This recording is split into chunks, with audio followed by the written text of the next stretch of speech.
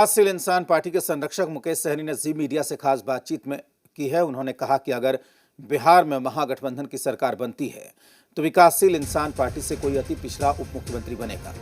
मुकेश सहनी ने seat sharing पर कहा कि वीआईपी कुछ हद तक कंप्रोमाइज कर सकती है, लेकिन सरकार बनने की स्थिति में उप मुख्यमंत्री विकासशील इंसान पार्टी से ही होगा।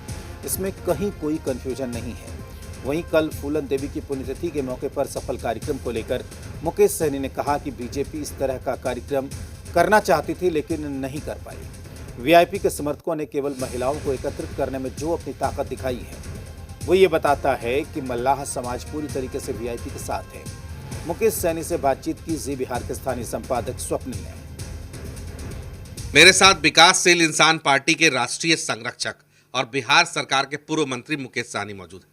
मेरा पहला सवाल तो ये है कि कल बहुत बड़ा कार्यक्रम आप लोगों ने किया, बिल्कुल हॉल खचाखच भरा हुआ था। एक राष्ट्रीय पार्टी भी ये कार्यक्रम करना चाहती थी इस ढंग का। तेजस्वी कहते हैं वो जो कहते हैं वो सरकार कर देती है, यानी कॉपी करती। तो कॉपी तो मुकेश सहनी ने कर दिया ना। नहीं, देखिए, जो राष्ट्रीय पार्टी का नाम ले रहे हैं वो सीधा बोलिए भारतीय जनता पार्टी कोशिश कर रहे थे कि निषाद समाज को गुमराह करेंगे और एक सम्मेलन करने का निर्णय लिया था कि 10 जुलाई को बापू सभागार में निषाद को लेकर सम्मेलन करेंगे और उससे पहले पूरे बिहार में 6 जगह सम्मेलन करेंगे। तो एक भी जगह बिहार में नहीं कर पाए सम्मेलन, और रहा कि पटना में भी करना था, नहीं कर पाए। और हम तो नेचुरल हमेशा करते आ रहे हैं, ये पहली बार तो कोई कार्यक्रम नहीं किए। वीरांगना फूलन देवी जी के शहादत दिवस हम तो बिहार के उत्तर प्रदेश तक जाके योगी जी के सीना पे चढ़ के वहाँ पे कार्यक्रम किए थे। ये बात अलग है कि योगी जी हमको एयरपोर्ट से ही रिटर्न कर दिए, लेकिन हमारे कार्यकर्ता तो वहाँ पे भी कार्यक्रम किए। तो हम लोग हमेशा कार्यक्रम हमेशा करते रहे, लेकिन खास करके निषाद समाज को गुमराह करने के लिए कुछ दल जो है वो कोशिश किए, लेकिन वो असफल रहे। पटना में भी कार्यक्रम करने का सोच रखे, अपने लोडर को कहे कि अपना कार्यक्रम कराइए, लेकिन लोडर जो है वो असफल रहे। लीडर हो तो कार्यक्रम हो। मोदी जी अगर चाहेंगे तो जरूर कार्यक्रम हो सकता है, अमित शाह जी चाहेंगे तो जरूर कार्यक्रम हो सकता है, लेकिन उनके लोडर को कोई सुनने के लिए हमारा समाज के लोग नहीं आ सकते हैं। और वीआईपी पार्टी नेचुरल है, हमारा उनके साथ जीना मरना पूरा साथ एक संबंध है। तो अपने बेटा को मान सम्मान देने के लिए, अपनी बेटी के मान सम्मान देने के लिए वीरांगना फूलन देवी के शहादत दिवस पे बढ़ चढ़ के सभी माता बहन बड़ी संख्या में पार्टी के नेतागण आए थे, जबकि सिर्फ महिला कार्यक्रम था। लेकिन जितना कार्यक्रम हॉल के अंदर में कैपेसिटी उससे डबल लोग आए थे, हॉल के बाहर थे, और भी बारिश का समय था।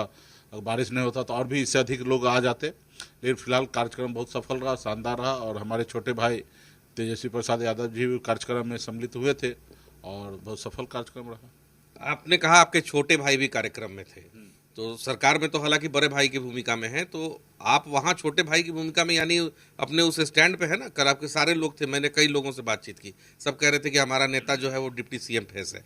तो उनके बातों को आप ट्रू करते हैं? नहीं, एकदम क्लियर है, मतलब उसमें कोई 1% भी यट बट नहीं हो सकता है। सीट में 2-4 सीट कम ज्यादा होगा, वहां तक ठीक है। बाकी 2 नंबर का कुर्सी अति पिछड़ा के बेटा को ही मिलना है। 1 नंबर पे तेजस्वी जी होंगे तो 2 नंबर कुर्सी पे वीआईपी पार्टी का होना है। उसमें कोई 1% भी बदलाव नहीं है। रहा कि सीट में 2-4 को आगे पीछे होगा तो उससे कोई फर्क नहीं पड़ेगा। तो कांग्रेस क्यों नहीं हो सकती, उसका अति पिछड़ा क्यों नहीं हो सकता? वो भी तो राष्ट्रीय पार्टी है, बड़ी पार्टी। अब कोई ठीक है, अब इस पे हम कैसे कांग्रेस को बोलना है कि हमको बोलना है? हमको हमारी पार्टी को जो चीज़ चाहिए वो चीज़ हम बात रख रहे हैं।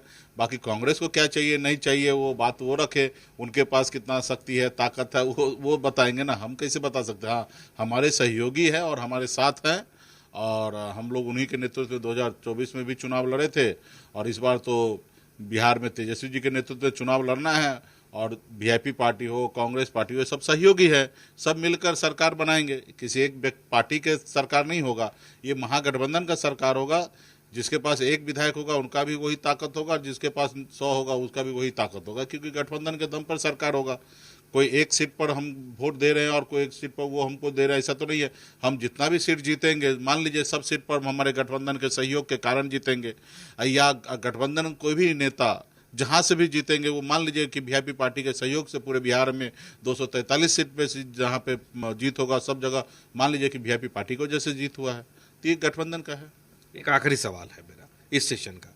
आपके समर्थक लगातार कहते, बगहा में भी मैंने वाल्मीकि नगर में भी देखा था, कल पटना के अंदर भी देखा, अलग अलग प्लेटफॉर्म पे आप भी उसको एक तरह से अपने समर्थकों की बात में हाँ में हाँ मिलाते हैं कि डिप्टी सीएम वीआईपी से हो। लेकिन ये आपके सहयोगी कभी क्यों नहीं बोलते हैं, जो अलायंस में और लोग हैं महागठबंधन में? ये सब अपने अपने समय से बोलेंगे, क्योंकि गठबंधन है, हमको जो बोलना वो तो हम स्वतंत्र हैं। अब सहयोगी का ऐसे देखिएगा तो सीएम के लिए भी सहयोगी नहीं बोल रहे हैं, लेकिन ये सच तो नहीं है कि सीएम के फेस पे तो हम लोग जाएंगे ही। तो समय आने पे बात रखा जाएगा।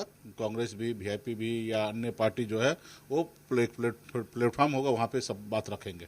शुक्रिया हमसे बात करने के लिए। विकासशील इंसान पार्टी के राष्ट्रीय संरक्षक मुकेश सहनी थे, जिन्होंने बहुत स्पष्ट तौर पे कहा, अमूमन स्पष्ट बोलते हैं, तो इन्होंने स्पष्ट तौर पे ये कहा कि सीटों पर कॉम्प्रोमाइज हो सकता है, लेकिन इस बात पे कहीं कोई कॉम्प्रोमाइज नहीं है कि अति पिछड़ा जो होगा वो डिप्टी सीएम होगा अगर महागठबंधन की सरकार बनती है, और वो भी विकासशील इंसान पार्टी से होगा। कैमरे पर मेरे साथ अभिषेक बने हुए थे, मैं स्वप्निल।